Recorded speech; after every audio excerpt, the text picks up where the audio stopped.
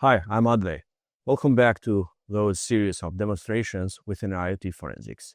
This week, we are talking about the models of acquisition, and for that, we are having an environment that you're actually seeing here. So for this, we're going to run those lab that are designed for this demonstration. So here we would have an environment that is running on Ubuntu that has already the Ubuntu and Mosquito message broker MQTT protocol that is using, and the messages are just flowing. So the IoT sensors are coming in, and we are demonstrating by using and publisher and a subscriber method. And the other VM, the other environment would be this Kali Linux that we have, and we're going to use this as our digital forensic workstations, that we're going to use all the tools and everything to handle this acquisition methods. So let's start this thing. So from the beginning, we just wanted to see if we would have this kind of configuration that would allow us to communicate one with another. So that would be the first thing that we do all the time. So we will get to know each one of those IP addresses of those two environments. So we would be able that we are reaching all the network. So this would be one from one side, from Mosquito, and then from the other side would be checking. Since we have checked this, let's move to the next thing. So the next thing is going to be, so we're going to capture packets and using that over the SSH from one environment to the other environment.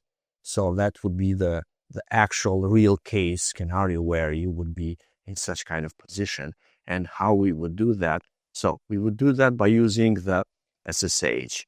So SSH protocol would be that protocol that we would be using to communicate with this machine environment that in this case is a gateway broker that's collecting all those data from IoT sensors.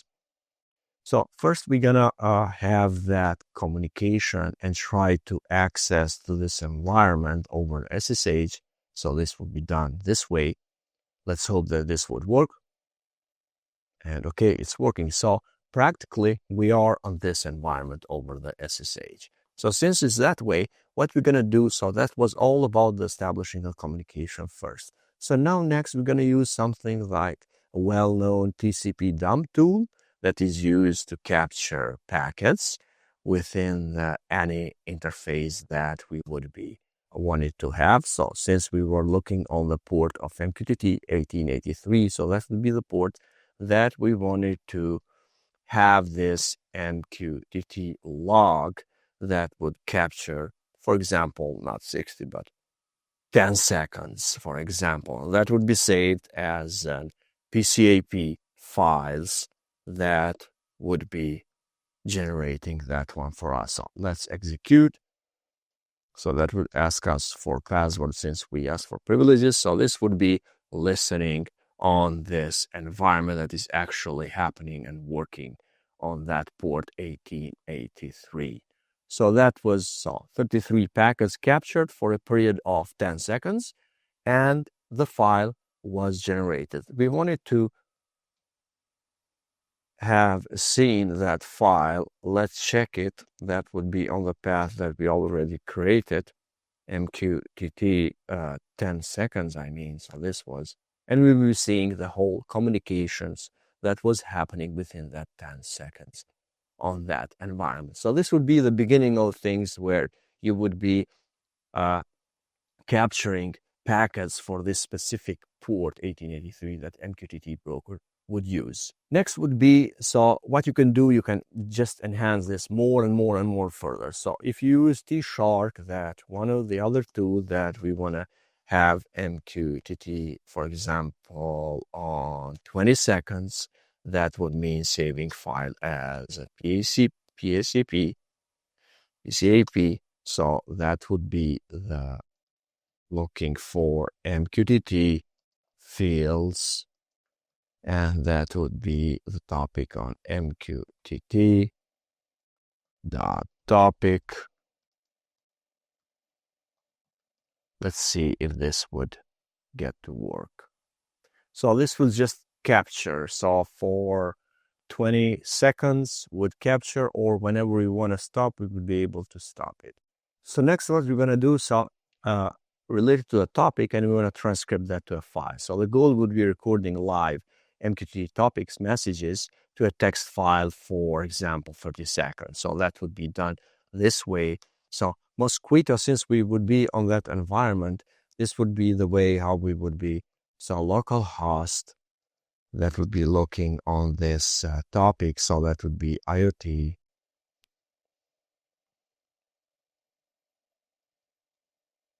sharp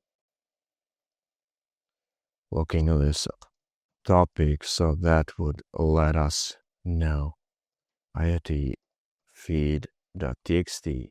Let's see. So that would be us capturing, recording those live MQTT messages. So you would see the same messages that are actually happening within that environment, Mosquito broker, and then we are seeing the same things that we are capturing. But the difference would be that we are capturing within a file. So whenever I would stop this, that would be capturing that within a file. Let's check it. So that would be IoT feeds, and those would be the readings. So this would be the way of acquisition methods, models that you can follow within a digital forensics on IoT forensics. So if we would have something, an investigation of such kind of case and environment that we want to actual capture whatever would be happening there live. And on top of that, you can just apply the hash. So that would be using the SSH or MD5 sum. So the Cal Linux would have this already on, and then what you would need just to find that file that you already generated, and then you wanted to apply this. So whenever that would got in the hands of anyone that would be transporting or bringing this to your own digital forensic lab, would not be able to change and try to tamper with this evidence. So hash, we would maintain the integrity of the evidence. And further, if we wanted to document broker state and save those minimal contexts, so working with snapshots, we would be able to do that too. So sudo systemctl status, in this case, Mosquito would be mosquito.service. So we want to capture that environment and saving that in one of the temporary paths, which would be mosquito status.txt. So that would be, and that would just save the whole. So it's a service that is running and everything is there. So what was happening, starting a Mosquito and then reloading it as a MQTT broker.